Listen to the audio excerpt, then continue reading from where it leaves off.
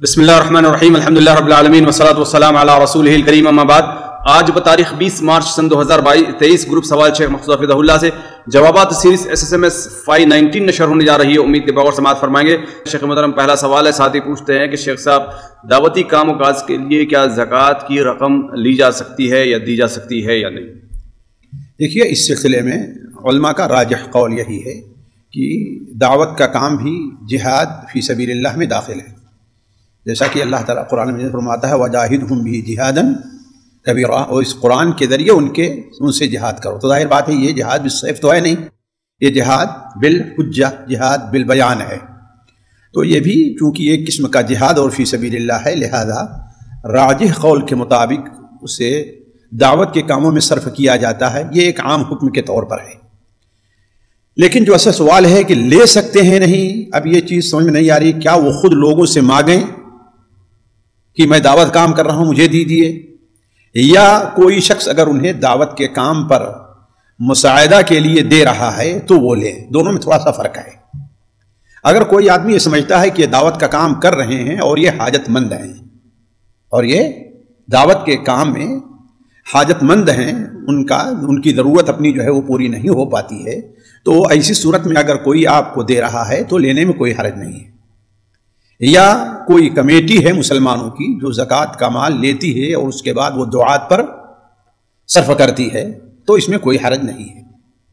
लेकिन खुद आदमी लोगों से कहे कि हाँ भाई मैं दावत का काम कर रहा हूँ, मुझे ज़कात दें, ताआवुन करें, ये चीज़ मेरे नज़दीक थोड़ी सी क्या है, महल्ले नज़र है। इसलिए कि ये दरवाज़ा खोल देने के बाद क्या होता है, लोगों की लालच मज़ीद बढ़ जाती है और सिर्फ ज़रूरियात ही नहीं, फिर कमालियात के लिए उसका इस्तेमाल शुरू हो जाया करता है। इसलिए इन दोनों में फ़र्क किया जाए। अगर कोई शख्स आपको हाजतमंद समझ करके दे रहा है तो आपके लिए लेना जायज़ है, कोई हर्ज नहीं। कोई कमेटी है जो ऐसे ज़कात का माल ले रही है और आप दावत का काम करते हैं, ख़्वाह आपके आने जाने के सफ़री के बारे में क्यों ना हो, है कि नहीं है, अगर आपको वो दे रही है तो इसमें कोई हर्ज नहीं है।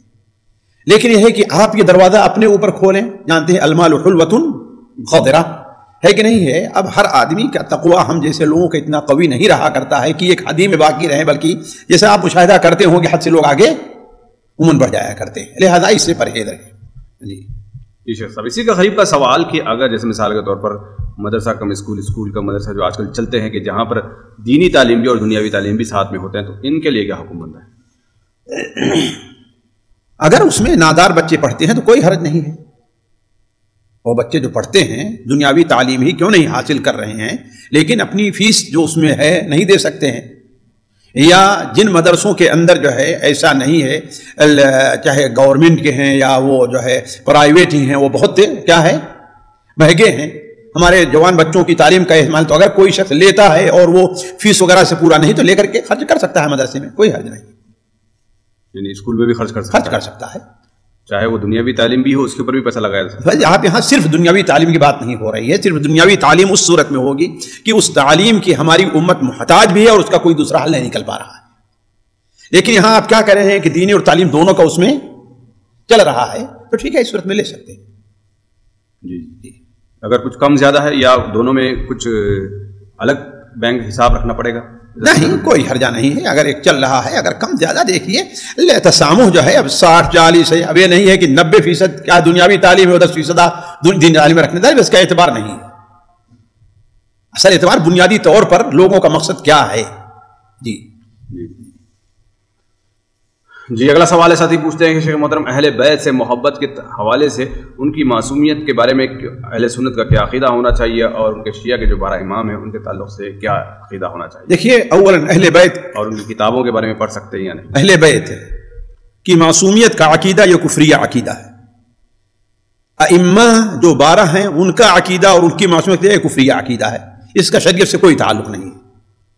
अल्लाह के अंबिया के अलावा दावत के मैदान या में कोई आदमी मासूम अनिल खता नहीं है। सारे के सारे कुल्लु युखज़ु मिन क़ौलिही व युरद्दु इल्ला साहिब हाज़ल क़ब्र। तो अव्वलन तो ये मासूमियत का नहीं। दूसरी चीज़ ये है कि जहाँ तक उनसे मोहब्बत का ताल्लुक है, मोहब्बत उनसे अगर वो नेक हैं जैसा कि होना चाहिए, इसमें कोई शक नहीं, उनसे मोहब्बत हमारे दीन का जुज़ है। ہمارے دین کا جز ہے. اللہ کے رسول صلی اللہ علیہ وسلم سے یہ محبت کا گویا ایک حصہ ہے. آپ صلی اللہ علیہ وسلم نے ان سے محبت اذکرکم فی اہل بیتی اذکرکم فی اہل بیتی، اس میں کوئی شک نہیں ہے. لیکن ان میں جو شخص ہے اگر وہ فاسق اور فاجر ہے تو اس سے اس بنیاد پر ہم نفرت اور بغض بھی رکھیں گے. یہ نہیں چاہے وہ فاسق ہے، فاجر ہے، شرابی ہے، جیسا بھی ہے، بے نمازی ہے، ہم اس سے محبت کریں. یہ محبت کے لائق نہیں.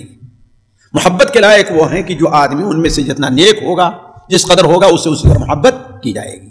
جی البتہ جہاں تک ان کی کتابوں کا تعلق ہے، وہ آدمی جو ان کے اوپر رد کرنا چاہتا ہے، جو ان کی تردید کرنا چاہتا ہے، اور اس کے اندر یہ علم موجود ہے کہ ان کتابوں سے دھوکہ نہیں کھائے گا، اسے ضرور پڑھنا چاہیے. جی اگلا سوال ہے، ساتھی پوچھتے ہیں شیخ محترم اگر بہو ساس کے ساتھ رہنے سے منع کر دے، ایک گھر میں، گھر تو ایک نہیں ہے لیکن یعنی بلڈنگ ایک ہے، لیکن اس کے باوجود بھی وہ منع کرتی ہے، تو کیا اس کے لیے چیز جائز ہے؟ بھائی منع کرنے کی وجہ کیا ہے؟ جب اس کو مستقل گھر مل گیا ہے، ٹھیک ہے وہ یہ کہہ سکتی میں ان کے ساتھ نہیں رہتی، ٹھیک ہے شوہر کو ان کا حق بنتا ہے کہ شوہر اسے مستقل گھر دے، ہے کہ نہیں؟ لیکن جب اسے اگر گھر دے دیا اپنی استطاعت کے مطابق، ہے نا، تو آخر وجہ کیا ہے؟ کیا اس کے وہ ساس اس کو برا بھلا کہتی ہے، مارنے دوڑتی ہے، کاٹنے دوڑتی ہے؟ اور بہت سے ایسے شواہد آئے ہیں کہ جن لوگوں نے یہ غلطی کی ہے کہ اپنی بیوی کو اپنے گھر والوں سے دور رکھ کر کے شہر میں رکھا ہے، وہ ملک اپنے یا تو ملک سے باہر یا اپنے شہر سے باہر دور جاتے ہیں اور ان کی بیویوں کو آزادی مل جاتی ہے، وہ کتنی ہے جو غیروں کے ساتھ چلی جاتی ہے. تو اصل دیکھا جائے کہ جو یہ مطالبہ کر رہی کہ میں یہاں پر نہیں رہوں گی ان کے پڑوس میں، کیا وہ شرعاً مطالبہ جائز ہے یا نہیں جائز ہے؟ ہو سکتا ہے شرعاً مطالبہ جائز نہ ہو، وہ بلا وجہ کی آزادی چاہتی ہے کہ نہیں، گھومنا ٹہلنا نہیں جیسے ہوتا ہے، وہ یہ چاہتی ہے کہ ہمارے یہاں جو آئے وہ ہم چاہے جس کو چاہے بلائیں، جس کو چاہے. ظاہر بات ہر آدمی مناسب نہیں ہے. جی تمام عورتیں ساس کی جو شکل میں ہوتی ہیں وہ بدنیت نہیں ہوتی ہیں، وہ اپنے بیٹے کے لیے اپنے بہو کے لیے خیر چاہتی ہیں. جی اگلا سوال ہے، ساتھی پوچھتے ہیں کہ النور کیا اللہ تبارک و تعالیٰ کا یہ نام ہے؟ دیکھیے النور اللہ تبارک و تعالیٰ کا نام کے اللہ کے نام کے طور پر قرآن و حدیث میں مستعمال نہیں ہوا ہے، قرآن اور صحیح حدیث میں مستعمل نہیں ہے. البتہ اللہ تعالیٰ کے صفت کے طور پر مستعمل ہے. اللہ نور السماوات والارض، یا صحیح مسلم میں جیسے کہ النور انا ارا، اللہ ایک نور ہے، میں اسے کیسے دیکھ سکتا ہوں. تو اللہ تعالیٰ کی صفت کے طور پر ہے، لیکن اللہ تبارک و تعالیٰ کے نام کے طور پر جہاں تک مجھے یاد ہے صرف اسی ایک حدیث میں وارد ہے جو سنن ترمذی یا سنن ابن ماجہ وغیرہ میں ہے، پتہ نہیں کس میں یہ الفاظ ہیں کہ اللہ تعالیٰ کے اسماء الحسنیٰ جو گنائے گئے ہیں ان میں النور کا لفظ آیا ہے، لیکن وہ حدیث متفقہ طور پر علماء کے نزدیک صحیح نہیں ہے. اس لیے اسے بنیاد بنا کر کے اللہ تعالیٰ کے ناموں میں النور کا شمار کرنا یہ چیز مجھے اچھی نہیں ہے. مجھے بڑی پسند آئی علامہ البانی رحمہ اللہ کی بات کہ کم سے کم یہ مشکوک معاملہ ہے. فَمَنْ وَقَعَ فِي الشُّبْهَاتِ فَقَدْ وَقَعَ فِي الْحَرَامِ، لہذا عبد النور نام رکھنا یہ نام مناسب نہیں ہے. عبد النور رکھنا یہ مناسب نہیں ہے. البتہ اللہ تعالیٰ کی صفت نور ہے. جی اگلا سوال ہے، ساتھی پوچھتے ہیں کہ حضرت عبداللہ ابن عباس رضی اللہ عنہما کے قول کفر دنیا کفر دون کفر کا کیا مطلب؟ یعنی ان کا معنی یہ ہے کہ، اور علماء اہل سنت و جماعت کا یہ عقیدہ بھی ہے، امام بخاری رحمہ اللہ بھی اپنی کتاب میں نقل کرتے ہیں کفر دون کفر. اس سے مراد یہ ہے کہ قرآن اور حدیث میں ہر وہ چیز جسے کفر کہا گیا ہے اس سے کفر اکبر مراد نہیں ہے کہ یعنی انسان مذہب سے اسلام سے خارج ہو جائے. جیسے سباب المسلم فسوق وقتالہ کفر ہے، وقتالہ کفر، اس سے معنی نہیں کہ اگر کوئی کسی مسلمان لڑتا ہے تو وہ کافر ہو جائے گا. اس لیے کہ اللہ تعالیٰ نے دونوں کو مسلمان وَإِن طَائِفَتَانِ مِنَ الْمُقْتَتَلُوا اقْتَتَلُوا فَأَصْلِحُوا بَيْنَهُمَا، دونوں کو مومن کہا ہے آپ نے. تو اس سے مراد کیا ہے؟ کفر دون کفر، یعنی چھوٹا کفر ہے، کفر اصغر جس کو کہتے ہیں، جو گناہ کا کام ہے، گناہ کبیرہ ہے، لیکن وہ مذہب سے خارج ہونے والا نہیں ہے. جیسے اللہ کے رسول کی حدیث ہے کہ تکفرن العشیر، تکفرن العشیر، تم لوگ شوہر کی ناشکری کرتے ہو، شوہر کی ناشکری کرتی ہو. تو کہنے کا مطلب یہ ہے کہ کفر دون کفر یہ اہل سنت و جماعت کے عقیدے میں ہے کہ قرآن اور حدیث میں ہر جگہ جہاں کفر مستعمل ہوا ہے، لئن شکرتم لازیدنکم ولئن کفرتم، یہ کوئی ضروری نہیں ہے کہ یہاں پر کفرتم سے کفر مراد ہو. جیسے وَإِن تَعُدُّوا نِعْمَةَ اللَّهِ لَا تُحْصُوهَا إِنَّ الْإِنسَانَ لَظَلُومٌ کفار. کفار یعنی بہت بڑا ناشکر ہے، یہ نہیں کہ کافر ہے. جی شیخ، کفر دون کفر جو ہے اس کو پہچانا کیسے جائے گا مثال کے طور پر؟ دیکھیے وہ اولاً تو کسی ایسی چیز پر واقع ہو اور وہ کفر اکبر کے درجے کو نہیں پہنچتا ہے، یعنی کفر اکبر جیسے اللہ کے رسول کی رسالت کا انکار، اللہ تبارک و تعالیٰ کا انکار، اس کی وحدانیت کا انکار ہے کہ نہیں، دین کے کسی بنیادی معاملے کا انکار ہے نا، یا کسی ایسے عقیدے سے متعلق ہو جو عقیدہ اسلام کے اندر کیا ہے، کفر ہے متفقہ طور پر، اگر ایسا نہیں ہے تو وہ کیا ہے، دونوں کفر مانا جائے گا۔ جی اگلا سوال ہے، ساتھی پوچھتے ہیں گھر میں بلی پال سکتے ہیں یا رکھ سکتے ہیں یا نہیں؟ کوئی حرجہ نہیں، طوافون علیکم الطوافات جیسا کہ سنن کے اندر وہ حدیث موجود ہے۔ جی البتہ یہ ہے کہ پال رہے ہیں تو اسے اس کے کھانے پینے کا انتظام ہونا چاہیے، اس لیے کہ وہ حدیث صحیح بخاری میں ہے کہ ایک عورت ایک بلی کی وجہ سے کہاں جاتی ہے، جہنم میں جاتی، کیوں؟ باندھے رکھا، اس کے کھانے پینے کا انتظام نہیں کیا اور وہ مر گئی اسی طریقے سے۔ جی اگلا سوال ہے، ساتھی پوچھتے ہیں کہ شیخ لڑکی کو اسلامک اسکول میں حافظ بنانا مناسب ہے یا مدرسے میں، جبکہ مدرسہ تھوڑا گھر سے دور ہے؟ بھائی دیکھیے، یہ بچی کی ذہانت، بچی کی کیا ہے، اس کے اندر کیا وہ ہے، صلاحیت ہے کہ نہیں ہے، اور باپ کی جو ہے اپنی صلاحیت اس کی بنیاد کے اوپر ہے۔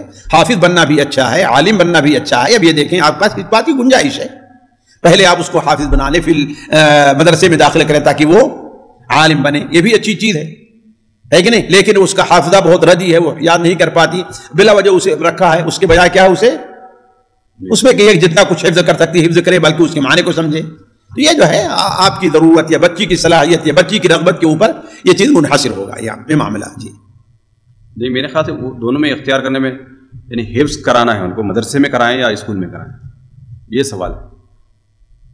آج کل دو جگہ حفظ ہوتا ہے، ایک تو اسکول والے بھی حفظ کراتے ہیں 10 سال میں، 5 سال میں، 6 سال میں، اور ایک ہوتا ہے مدرسے میں تو 2 سال کنٹینیو اسی میں۔ بھائی یہ تو وہی تو ہم نے کہا کہ اس کی صلاحیت، اس کی گھر والوں کی اپنی اس کی رغبت کی بنیاد پر ہے۔ جی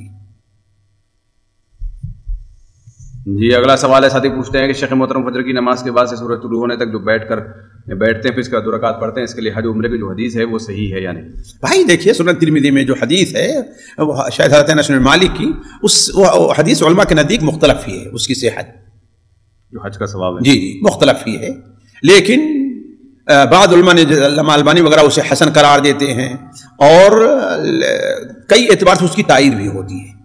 اولا اس لحاظ سے کہ نبی کریم صلی اللہ علیہ وسلم کا اپنی جگہ پر فجر کے بعد سورج طلوع ہونے تک بیٹھنا یہ صحیح مسلم سے ثابت ہے۔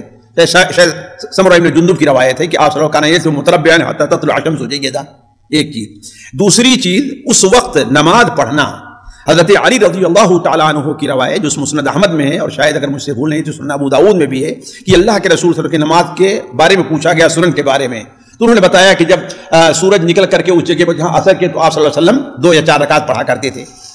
تو اب اگر جو ہے ان حدیث کو اس حدیث کے ساتھ ملایا جائے تو انشاءاللہ کوئی حرج کی بات نہیں ہے۔ جی اگلا سوال ہے، ساتھی پوچھتے ہیں کہ زکوٰۃ اور صدقہ فطر یعنی فطرانہ جس کو کہا جاتا ہے، دونوں کے مصارف ایک ہی ہیں یا الگ ہیں یا دونوں میں مختلف؟ بھائی دیکھیے، زکوٰۃ کے مصارف اللہ تبارک و تعالیٰ نے 8 بتائے ہیں، ان صدقات الفقراء والمساکین والعاملین والمؤلفۃ قلوبهم، آخر سورہ توبہ کے اندر ہے نا، 8 مصارف بتائے ہیں۔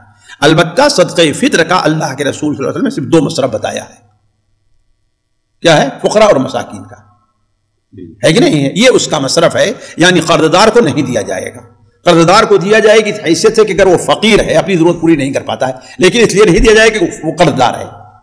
جی اگلا سوال ہے، ساتھی پوچھتے ہیں کہ شیخ محترم اگر کسی کو غسل جنابت کرنا ہو اور پتہ چلے کہ حیض واقع ہو گیا تو وہ کس طرح سے غسل کرے گی؟ متعلقہ خاتون قرآن مجید قرآن کی ٹیچر ہے، اور یہ بھی بتا دیجیے کہ غسل جنابت میں قرآن پڑھنا اور سننا کیا جائز ہے؟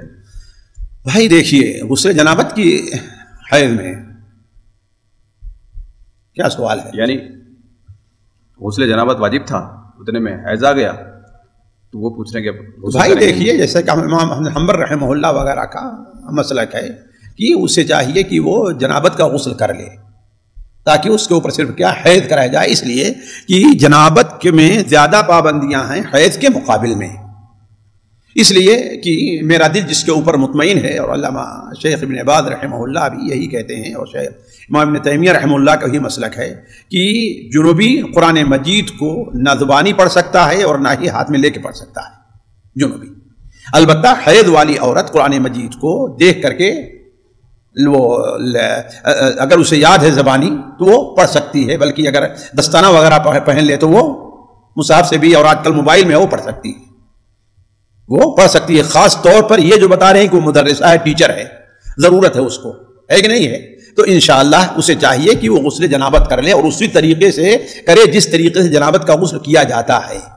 جنابت کا غسل کیا جاتا ہے، دونوں میں کوئی فرق نہیں ہے، کر لینے کے بعد، تاکہ اس کے اوپر سے ایک قسم کی ناپاکی زائل ہو جائے، اب صرف دوسری رہ جائے جو جس سے پاکی حاصل کرنا اس کے اختیار میں نہیں ہے، اس سے باقی اس کے اختیار میں نہیں ہے. تو یہ چیز مجھے پسند ہے. لہذا اگر وہ قرآن پڑھنا چاہتی، جیسے حافظ قرآن ہے، اگر نہ پڑھے تو وہ بھولنے کا ڈر رہتا ہے، یا حفظ کر رہی ہے یا پڑھا رہی ہے، تو اس کے لیے گنجائش نکل سکتی ہے. جی اگلا سوال ہے، ساتھی پوچھتے ہیں کہ رمضان میں قرآن کو سمجھ کر پڑھنا زیادہ افضل ہے یا صرف عربک میں پڑھنا زیادہ افضل ہے؟ دونوں چیزوں کو جمع کرنا چاہیے. ویسے اصل یہ ہے کہ قرآن مجید رمضان میں یہ بطور دور کے ہے، یعنی بکثرت تلاوت کے ہے، جیسا کہ بہت سے سلف سے یہ بات وارد ہے کہ 3 دن میں اپنا وہ پڑھا کیا کرتے تھے، ہے کہ نہیں ہے؟ تو جس کو پاس یہ استطاعت نہ ہو کہ اگر وہ ترجمہ سے پڑھے گا تو بہت جا کے 2 3 4 5 پارہ ہی پڑھ پائے گا، ہے کہ نہیں ہے؟ تو اس کے لیے اور بھی مواسم ہیں، یہ عبادت کا ہے، کثرت تلاوت کا ہے، اس لیے کہ بندے کو تلاوت پر بھی اللہ تعالیٰ اجر دیتا ہے، ایک پہاڑ پر ایک نیکی، ہے کہ نہیں ہے؟ تو دونوں کو جمع کر لے تو یہ زیادہ بہتر ہے. جی اگلا سوال ساتھی پوچھتے ہیں کہ اذان کے بعد چھوٹا درود پڑھیں یا درود ابراہیمی پڑھ کر دعا کریں؟ دیکھیے حدیث میں مطلق آیا ہوا ہے، حدیث میں مطلق آیا ہوا ہے، تو ادا ہو جائے گا اگر اللہم صلی علی محمد وعلی آل محمد بھی پڑھ لے تو، اور اگر پورا پڑھ لیتا ہے ظاہر بات وہ زیادہ بہتر ہے، لیکن سب سے بہتر درود وہی ہے اللہم صلی علی محمد وعلی آل محمد کما صلی، یعنی آخر تک. جی اگلا سوال ساتھی پوچھتے ہیں کہ طہارت اور پاکیزگی کے معاملے میں شدید وسوسے سے کیسے بچا جائے؟ ایسے لگتا ہے جیسے نجاست ہر جگہ پھیل رہی ہے. دیکھیے اولاً جو ہے وہ کس وجہ سے وسوسہ آ رہا ہے ذرا اس کو تو سوچیں. بہت سے لوگ خاص قسم کی بیماری میں ہوتے ہیں، اس کا علاج نہیں کرتے اور جو ہے پریشانی میں پڑے رہتے ہیں. دوسری بات یہ ہے کہ انسان ذرا سا عزم سے کام لے، ہمت سے کام لے، اور اس کو کسی بھی طریقے سے دور کرنے کی کوشش کرے کہ ہاں نہیں صاف ہو گئی، کوئی بات نہیں، 3 بار جو ہے دھول لیا ہے نا، ختم ہو گئی بات. اب کیا ہوتا ہے اس سے 4 بار بھی نہیں ہوا، 5 بار پھر 6 بار، یہ کیا ہے سلسلہ میں لامتناہی سلسلہ شروع ہو جاتا ہے. 3 بار دھویا آپ نے نا، دیکھ رہے ہیں نا کہ کیا ہے، اب پانی پہنچ گیا ہے نا، تو سمجھ لے کہ ہاں بھائی ہماری نجاست دور ہو گئی ہے. کپڑا ہے اس میں نجاست 3 بار نچوڑ دیا نا تو ختم ہو گئی بات. جی اگلا سوال ہے، ساتھی پوچھتے ہیں کہ شیخ جہری نماز میں امام کے پیچھے سورہ فاتحہ کے وقت پڑھی جائے امام کے آمین کہنے کے بعد یا امام کے آمین کہنے سے پہلے بھی پڑھی جا سکتی ہے؟ اور اگر امام کے آمین سے پہلے کہیں تو امام سے مقدم تو نہیں ہو جائیں گے؟ نہیں، امام سے مقدم کا معنی یہ ہے کہ اس امام ابھی جو ہے سورہ فاتحہ شروع نہیں کیا اور آپ نے پڑھنا شروع کر دیا ہے، لیکن یہ ہے کہ امام پڑھے الحمدللہ رب العالمین، ابھی آج تک الحمدللہ رب العالمین، اس طریقے سے امام کی سنتے بھی جائیے اور آپ پڑھتے بھی جائیے، کوئی حرج نہیں ہے انشاءاللہ. جی اگلا سوال ہے، ساتھی پوچھتے ہیں شیخ محترم اگر تراویح 8 رکعت ہے تو ہر مہینے میں 20 کیوں پڑھی جاتی ہے؟ کیوں آج کل تو 10 ہی پڑھی جا رہی ہے، آج یہ 2-3 سالوں سے ہے کہ نہیں ہے. جی ہاں، چلیے اصل میں کیا ہے، یہ کیوں پڑھی جا رہی ہے یہ الگ مسئلہ ہے. آپ یہ دیکھیے کہ اللہ کے رسول صلی اللہ علیہ وسلم سنت کیا ہے، اس کے بہت سی وجہ ہو سکتی ہیں. حرم جو ہے صرف کسی ایک مسلک والوں کا نہیں، انہیں پابندی کی جائے، ہے کہ نہیں. حرم جو ہے ایک عام ہے، اس میں جو لوگ 20 کے قائل ہیں وہ بھی پڑھتے ہیں، جو 8 کے قائل ہیں وہ بھی پڑھتے ہیں. تو اس کو مد نظر رکھ کر کے یہ بات رکھی گئی ہے. لیکن آج ضرورت ہوئی تو کورونا اس کے بعد سے کیا ہے اس کو کم کر دیا گیا ہے. جی اگلا سوال ہے، ساتھی پوچھتے ہیں کہ ہماری مسجد نماز بہت جلدی پڑھتے ہیں، تو اس صورت میں کیا کیا جائے؟ یعنی میرے خیال سے امام صاحب جو ہے تیزی کے ساتھ وہاں پر نماز. بھائی دیکھیے، اگر امام اتنی تیزی کرتا ہے کہ آپ 1 بار 2 بار بھی سبحان ربی الاعلی سبحان ربی العظیم نہیں پڑھ پاتے، 1 بار بھی نہیں پڑھ پاتے، آپ ربنا ولک الحمد بھی نہیں کہہ پاتے کہ رکن چاہتے اس کے پیچھے نماز نہ پڑھیں، اسے متنبہ کریں. نہیں مانتا ہے تو اس کے پیچھے نماز نہ پڑھیں. لیکن یہ ہے کہ جلدی کرتا ہے، لیکن کم سے کم ٹھیک ہے، اللہم ربنا ولک الحمد سبحان ربی العظیم سبحان ربی العظیم 1-2 بار پڑھ لیتے ہیں تو آپ کو آپ کی نیت پر اجر ملے گا. اس کی جو مصالحہ ہوگا وہ امام کے ساتھ ہوگا. جی اگلا سوال ہے، ساتھی پوچھتے ہیں کہ کسی جگہ پر قبر ہو یا قبرستان ہو تو وہاں پر صفائی کر کے صحیح کر کے برابر کر کے کیا وہاں پر گھر بنا کر رہا جا سکتا ہے؟ بھائی अल्लाह की ज़मीन तंग हो गई है कि मुर्दों ही की जगह आप लोगों को लेना है। ख़ास तौर पर अगर कब्र मुसलमानों की है तो मुसलमान का एहतराम जैसे ज़िंदगी में उससे मौत के बाद है कि नहीं, उसे बराबर करके उस पर जो है मकान बनाना जायज़ नहीं है। जी जी, अगला सवाल है, साथी पूछते हैं कि क्या नाइक ब्रांड के पहनना हराम है? यानी मिसाल के तौर पर एक जैसे ब्रांड है नाइक, जिसमें कहा जाता है कि वो कोई यूनानी लोगों के इलाह या खुदा वगैरह का नाम है, उसके नाम पर उन्होंने रखा है, तो क्या इस चीज़ की लेकर ममानियत आती है? भाई देखिए, मैं इस सिलसिले में जो समझता हूँ कि देखिए, इस बारे में कौल फैसल ये है कि वो चीज़ बतौर ट्रेड मार्क मार्का तिजारिया के है या बतौर यानी अपने मजहबी या कौमी शिआर के है।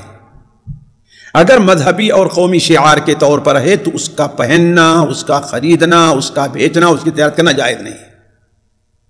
और सिर्फ यही नहीं, कोई और भी चीज़ें जो हों कि मजहबी शिआर के तौर पर जो अगर रख रहे हैं तो। लेकिन अगर इतना आम हो गया है कि सिर्फ जो है, अब मिसाल का लफ्ज़ राम है, हिंदुस्तान में क्या है माबूद, उसके अलावा इनाम किसका भी रखा जाता है, आम लोगों को भी रखा जाता है। अब राम मर्चेंट रख दे तो हम ये नहीं कहें कि हाँ भाई ये क्या है, वो उसके साथ ताल्लुक अच्छी चीज़ नहीं है। क्यों? इसलिए कि ये कितना आम है कि सिर्फ एक मजहबी शिआर के तौर पर इस्तेमाल नहीं होता। तो अब मैं नहीं जानता अगर वो नाइक वगैरह इस किस्म के जो हैं वो मजहबी शिआर के तौर पर या कौमी शिआर के तौर पर इस्तेमाल होते तो उसका इस्तेमाल जायज़ नहीं है। लेकिन अगर सिर्फ जो है ट्रेडमार्क के तौर पर है और लोगों का ध्यान इससे उस तरफ नहीं जाता है, सिर्फ एक ट्रेडमार्क यानी ये क्या है, तिजारत क्या है, कंपनी है, तब तो कोई हरज नहीं है। जी जी, अगला सवाल को सवाल ख़वातीन ग्रुप से शामिल किया जाते हैं। पहला सवाल है, बहन पूछती है, शेख मोहतरम मेरी शादी जो है एक अहले हदीस घराने में हुई है, लेकिन वहाँ पर नामहरम भी साथ में रहते हैं, शौहर घर से बाहर यानी परदेश में रहते हैं, लिहाजा मैं पर्दा नहीं कर पाती हूँ, यानी सिर्फ जो नॉर्मल कपड़े होते हैं, दुपट्टा वगैरह साथ में रहता है, और कभी कभार तो मेकअप के साथ भी उनके सामने आना पड़ता है। तो ऐसी सूरत में मैं क्या गुनहगार होंगी या नहीं? आप बिल्कुल गुनहगार हैं। खास तौर पर मेकअप वगैरह करके आना ये चीज़ कतई जायज़ नहीं है। आप वो अगर मजबूरी है ढीला ढाला कपड़ा पहने, खूबसूरत जो है कपड़ा, जीनत वाला कपड़ा ना हो, बिल्कुल आम जैसे कपड़ा, और अपना चेहरे अपना घूंघट काट करके और है, किसी बिला वजह किसी की बातचीत नहीं होनी चाहिए। और अपने शौहर से मुतालबा करें कि भाई देखिए ये चीज़ हमारे लिए जायज़ नहीं है, आप हमारे लिए कोई दूसरा हल निकालिए। जी, और अगर बाहर रहते हैं तो एक कमरा बना देना और उसमें रखना, ये कोई बड़ी चीज़ नहीं है। इस सिलसिले में उनके लिए भी जायज़ नहीं है कि हाँ माँ का और बाप का लिहाज रखें या भाइयों का लिहाज रखें, यह चीज़ उनके लिए भी जायज़ नहीं है। जी, अगला सवाल है, बहन पूछती है, शेख मोहतरम अगर नमाज में सज्जे सहू यानी अगर सज्जे सहू करना भूल जाए, फिर 2-3 घंटे के बाद अगर याद आ जाए तो तब क्या करना पड़ेगा? कोई हर्जा नहीं है, तो इस्तिग़फ़ार काफ़ी है इंशाअल्लाह। जी, इस्तिग़फ़ार काफ़ी है, इल्ला ये कि नमाज में अगर कोई नक़्स रह गया है, कोई रुकन छूट गया है तो उसको पूरा करना होगा। लेकिन सिर्फ किसी वाजिब या किसी और वजह से जो सजदे सहव रह जाता है तो और अगर आदमी भूल गया तो इंशाअल्लाह कोई हरज नहीं है। अल्लाह ताला रब्बना ला तुआखिज़ना इन नसीना औ अख़्ताअना। जी, अगला सवाल है, बहन पूछती हैं, शेख मोहतरम हमारे माशरे में ऐसी हालत हो चुकी है कि अगर हम कोई भी दीन की बातें अगर बताना शुरू कर देते हैं, समझाना शुरू कर देते हैं, तो लोग हमें जो है ना मुल्ला मुल्ला कहकर पुकारते हैं। तो ऐसे हालात में क्या किया जाए कि अपनी जगह पर खामोश रहे या दीन का काम जारी रखें? भाई देखिए, यहाँ पर 2 बात हैं। पहली बात तो उन लोगों के लिए है जो मुल्ला या मुल्लानी कहते हैं।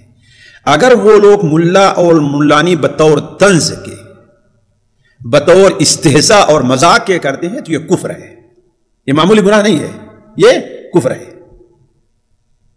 जैसा कि अल्लाह ताला ने कुरान में फरमाता है, लयक़ूलुन्ना इन्नमा कुन्ना नख़ूज़ु व नलअब क़ुल अबिल्लाहि व आयातिहि व रसूलिहि कुन्तुम तस्तहज़िऊन ला तअतदिरू क़द कफ़रतुम बअद ईमानिकुम। उन लोगों ने अल्लाह का मजाक नहीं उड़ाया था, उन लोगों ने सिर्फ इतना कहा था कि हम अपने इन कारियों से ज़्यादा झूठा, पेटू और बुज़दिल हमने किसी को नहीं देखा। इसको अल्लाह ताला ने अपना मजाक और अपनी आयात का मजाक उड़ाना कहा है और इस पर कुफ्र का हुक्म लगाया है। तो अगर वो लोग ये चीज़ बतौर, हो सकता है कि अगर ये कह रहे हो तो बतौर एहतराम के है, बतौर एहतराम के है, जैसे हमारे यहाँ होता है कि कोई है तो उसको मुल्ला जी है ना, लेकिन अगर वो बतौर इस्तेहज़ा के है, इस वजह से कि आप दावत का काम करती हैं, आपको मुल्लानी कहते हैं, तो ये चीज़ नाजायज़, सिर्फ नाजायज़ ही नहीं बल्कि ये कुफ्र है, उन लोगों को मुतनब्बिह होना चाहिए। اور انہیں آپ ان کے سامنے یہ بات رکھیں کہ دیکھیے مذاق اور چیز ہے لیکن دین کے بارے میں مذاق نہیں ہونا چاہیے۔ دوسری بات یہ ہے کہ آپ کا کرنا، اگر آپ سمجھتی ہیں کہ اس کی وجہ سے آپ کو ایذا لاحق ہوتی ہے، ایذا پہنچتی ہے، تو ٹھیک ہے، آپ کے لیے جائز ہے کہ آپ وہ کام نہ کریں، لیکن بہتر نہیں ہے نا۔ عزم کا یہی ہے کہ اگرچہ آپ کو ایذا پہنچائیں وہ کہیں، لیکن آپ اپنا کام کریں۔ بھائی دیکھیے یہ چیز جائز نہیں ہے، آپ کو اچھا لگے اچھا نہ لگے، لیکن حکمت سے، اسلوب سے، ادعو الی سبیل ربک بالحکمۃ والموعظۃ الحسنہ۔ لیکن ہے کہ آپ کو ایذا پہنچ رہی ہے، آپ کو مذاق اڑاتے ہیں، ہنستے ہیں، یہ ہیں، تو ٹھیک ہے، آپ کے لیے جو ہے وہ جائز ہے کہ آپ چھوڑ دیں وہ کام۔ جی اگلا سوال ہے، بہن پوچھتی ہے کہ شیخ محترم حدیث میں آتا ہے کہ اگر کوئی امیر کی اطاعت کرو تو اللہ رب العالمین اسے جنت نصیب فرماتے ہیں، تو یہ کون سے امیر کے بارے میں کہا گیا؟ بھائی دیکھیے یہ امیر عام ہیں، حاکم کی شکل میں جو ہوتے ہیں اور جن کو انہوں نے اپنا نمائندہ بنایا ہے، ان کی اطاعت فی غیر معصیت اللہ واجب ہے۔ لیکن عام جو کسی پارٹی کا، کسی جماعت کا کسی ہوتا ہے تو اس کے بارے میں یہ چیز نہیں، ٹھیک ہے آپ نہ کریے، تب ان سے الگ ہو جائے، پارٹی جماعت سے کوئی بات نہیں۔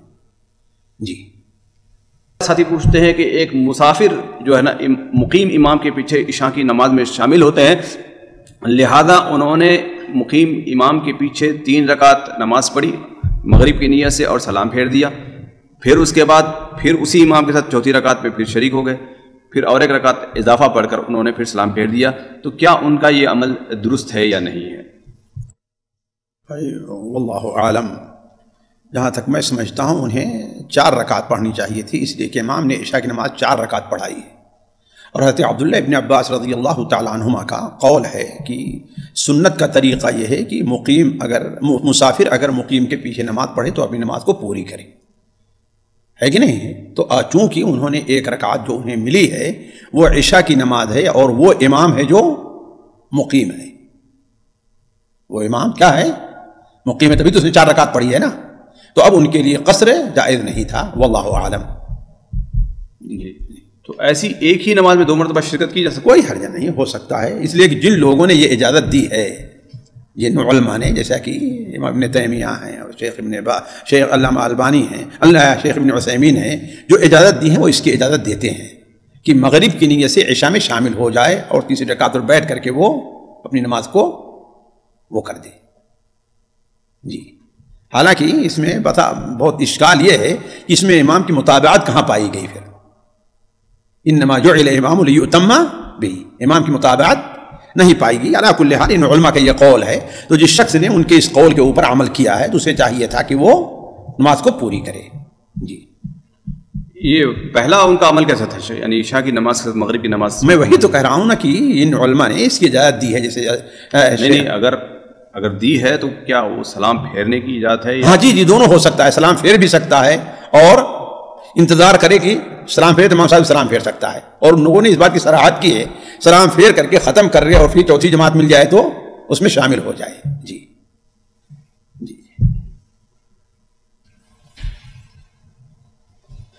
جی اگلا سوال ہے، ساتھی پوچھتے ہیں کہ اگر مفتی صاحب کیا جنات کو قید کر کے موکل بنا کر غیب کا علم لینا جائز ہے یا نہیں؟ اولاً تو اگر عقیدہ رکھے کہ جنات ہمیں غیب کا علم دیں گے تو یہ کفر ہے، یہ کفر ہے، اس لیے کہ قُلْ لَا يَعْلَمُ مَنْ فِي السَّمَاوَاتِ وَالْأَرْضِ الْغَيْبَ إِلَّا اللَّهُ، اللہ کے علاوہ اور جن کے بارے میں بہت مشہور ہے کہ جھوٹ بہت بولتے ہیں اپنے آپ لوگوں کو گمراہ کرنے کے لیے، اور جن لوگوں کا جو ہے تابع بنتا ہے وہ بلا کسی وجہ سے تابع نہیں بنتا، اولاً تو تابع بننے سے پہلے وہ ان سے بعد ایسی حرکات کراتا ہے جو چیز کی وہ ناجائز ہوا کرتی ہے، بلکہ بسا اوقات کفر کی حد تک ہوتی ہے، اور یا پھر ان کے تابع وہ ہوتا نہیں ہے، خود انہیں اپنے تابع کر لیتا ہے۔ تو علی کل حال جن کو اپنے تابع بنانا یہ ایک ایسا عمل ہے جو جائز نہیں ہے، انسان کے دین اور ایمان کے لیے اس میں خطرہ ہے۔ ہاں اگر کوئی جن کسی کی مدد کرتا ہے اپنے طور پر تو اس سے مدد لینے میں کوئی حرج نہیں ہے، البتہ ہاں اس کی ہر بات پر یقین نہیں ہونا چاہیے، اس لیے کہ ہو سکتا ہے وہ سچا ہے لیکن جھوٹا ہو، ہے کہ نہیں؟ جی ہاں۔ مدد پھر یعنی کہ کسی اور کے بدلے مدد، یا ایسے ہی ڈائریکٹ اگر کوئی مدد کرنا چاہے تو لے سکتی مدد لی؟ ہاں، اگر کوئی جن کسی سے متاثر ہے، اس کی آواز سے، اس کی قرات سے، اس کے، اور اگر اس کی مدد کرتا ہے تو کوئی حرج نہیں. مدد بھی جائز ہونی چاہیے. ہاں ظاہر بات، جائز کام کے لیے وہ تو اپنی جگہ امر مسلم ہے ہی، وہ جائز کام کے لیے ہونی چاہیے مدد. پہلے سنا کرتے تھے کہ فلاں جگہ کی مٹھائی لے کے آ جاتا ہے. نہیں قطعاً نہیں. اس قسم کی چیزیں وہ جائز نہیں. پتہ نہیں کہاں سے لے آ رہا ہے، وہ خرید کر کے لے آ رہا ہے یا چوری کر کے لے آ رہا ہے. جی نہیں، جائز چیز کے لیے مدد. جی اگلا سوال ہے، ساتھی پوچھتے ہیں شیخ محترم مجھے اندیشہ ہے کہ نظر لگ گئی ہے، تو اس کا کیا علاج ہوگا؟ اس کا کیا علاج؟ اللہ تعالیٰ سے دعا کرتے رہیں، اور جس کے بارے میں شبہ ہو جائے کوشش کریں اس کا جھوٹا پی لیں. آپ اگر یہ سمجھتے ہیں کہ اس سے وضو کا پانی مانگیں گے تو ناراض ہو جائے گا تو ٹھیک ہے، اس سے جھوٹا پی لیں. حالانکہ آپ صلی اللہ علیہ وسلم کی حدیث ہے فَإِذَا اغْتُسِلْتُمْ فَاغْسِلُوا، اگر تم سے غسل کرنے کے لیے کہا جائے تو تم غسل کر کے جس کے اوپر نظر لے اس کو پانی دے دو، ہے نا. لیکن اگر کوئی ہو سکتا ہے، بعض لوگ بڑے مزاج کے ہوتے ہیں، میرے بارے میں شبہ کرتے ہو میں اتنا برا ہوں کہ میرے نظر، حالانکہ نظر لگنے کے لیے برا ہونا ضروری نہیں ہے. صحابہ کرام میں سے بعض کی نظر لگ گئی تھی، ہے کہ نہیں ہے؟ یہ بعض دلی جذبات ہوتے ہیں، واللہ عالم. تو علی کل حال اگر آپ کو نہیں پتہ چل رہا ہے تو اس کے لیے آپ اللہ تعالیٰ سے دعائیں کرتے رہیں. اور جیسے بسم اللہ یرقیک من کل شیء یؤذیک من شر کل نفس وعین حاسد اللہ یشفیک، بسم اللہ یرقیک، اللہ تعالیٰ سے گڑ گڑا کر کے دعا کریں، اللہ تعالیٰ شفا دینے والا ہے. جی یہ طریقہ کار کیا ہوگا؟ یعنی پورا اس بندے کو غسل کرایا جائے گا، وضو بھی کافی ہوگا؟ نہیں، اصل ہے غسل کرایا جائے، لیکن بعض لوگوں نے کہا کہ وضو کے پانی بھی سے اگر انسان وہ جو ہے اپنے ہاتھ کو دھو لے، اور جو ہے خاص طور پر اپنا تہبند کا خاص طور پر یہ جو حصہ ہوتا ہے نا اس کو دھول کر کے دے دے، اس کو اپنے اوپر ڈال لے تو کوئی حرج نہیں. یعنی اس کا پانی اس کے اوپر ڈال جی جس کو نظر لگی ہے، منظور جو ہے. جی یعنی یہ مسنون طریقہ ہے. جی مسنون طریقہ ہے. جی اگلا سوال ہے، ساتھی پوچھتے ہیں کہ شیخ محترم اگر کوئی بندہ معاہد تھا، یعنی سب کچھ اپنی زندگی اچھی گزر رہی تھی، لیکن بلڈ پریشر یا کسی بیماری کی وجہ سے اگر اس کو فالج کا اثر ہو جاتا ہے اور اس کا ذہن کام کرنا بند ہو جاتا ہے، پھر اس کے بعد کچھ اس کی یادداشت واپس آتی ہے، اب وہ کفریہ اگر حرکتیں کرتا ہے یا کفریہ باتیں کرتا ہے تو اس کے اوپر کیا حکم لگے گا؟ بھائی دیکھیے، انما الاعمال بالخواتیم، لیکن یہ بات سمجھنا چاہیے کہ اگر اس کا ذہن کام نہیں کر رہا ہے، صحیح طور پر اس کا ذہن کام نہیں کر رہا ہے، وہ اول فول جیسے بکنا ہوتا ہے، تو اس کے لیے دعا کرنی چاہیے. انشاءاللہ اللہ تعالیٰ اس پر اس کی گرفت نہیں کرے گا.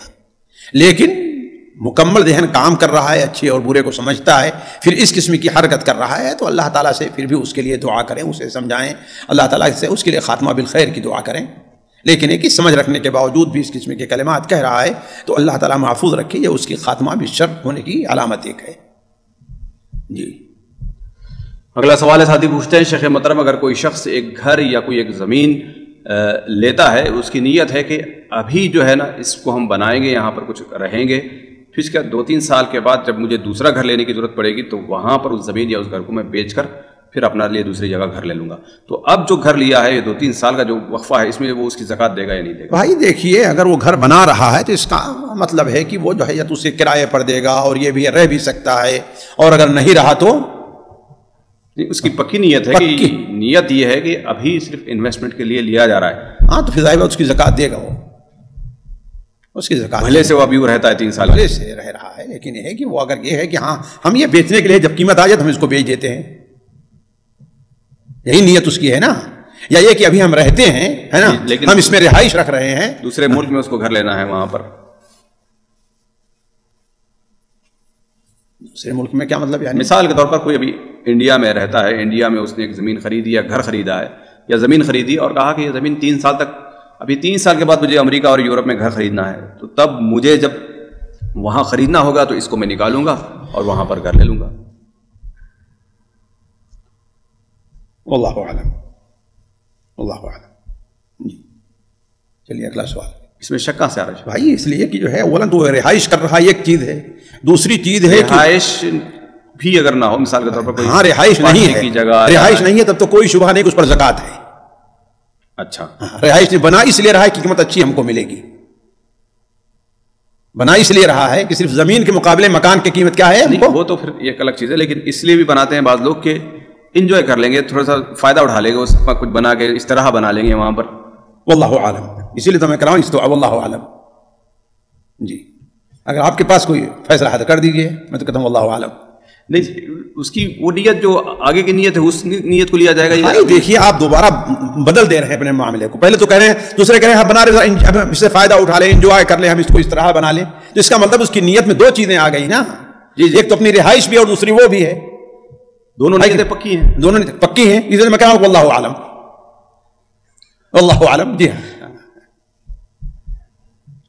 کسی اور سے پوچھ لیں. جی کرام، ہمارے علمی اور عوامی دروس اور سوال و جواب کی مجلسوں سے آپ خود بھی مستفید ہوں اور اپنے دوست و احباب کے ساتھ بھی شیئر کریں. عین ممکن ہے کہ آپ کے شیئر سے کسی کی اصلاح اور آپ کے لیے صدقہ جاریہ بن جائے. واٹس ایپ پر اسلامک میسج حاصل کرنے کے لیے نمبر نوٹ فرمائیں: یعقوب عزیز 00966 5089599707. واٹس ایپ سوال و جواب گروپ میں ایڈ ہونے کے لیے نمبر نوٹ فرمائیں: عبدالسلام عمری 00966 502627 نمبر بھیجتے ہوئے نام اور پتہ ضرور لکھیں.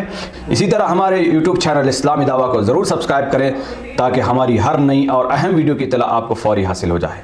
تمام دروس، مقالات اور سوال و جواب سیریز کے لیے ہماری مشہور ویب سائٹ www.islamidawah.com کا مشاہدہ کرتے رہیں. السلام علیکم ورحمۃ اللہ وبرکاتہ.